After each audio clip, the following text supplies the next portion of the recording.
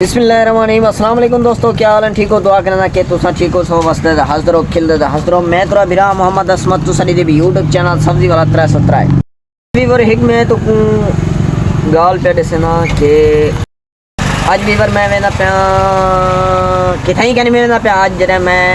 सब्जी मंडी है जरे ना कहना गया मैं छुट्टी कर गया मैं तो बहुत सारी मतलब है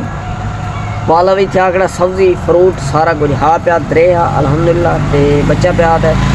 आज जरा ना वो विचे ना बैठूँ तो बला जरा ना अगू तो सवेरे बेसूँ सब्जी मंडी सब्जी चाह सूँ फ्रूट भी चाह सूँ भरिया भरा बेहतरीन सोना सोना देखो तुम देख गिनो बेहतरीन सोना मतलब है जरा माल भी बच्चा पे दूजे दिहाड़े बेचने वास्ते मैं वो भी साफ सुथरा रखी रह गया तो हूँ भी चेक करो ये लाते जा बेहतरीन सोना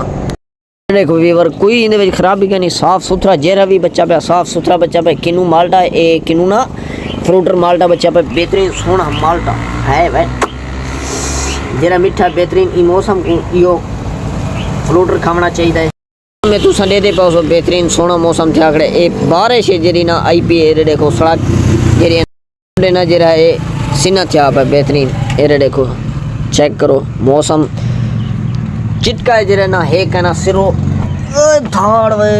होने जरा ना पाले मौसम बेहतरीन भाबले सूं सवेरे भी भाप वाली ऐसे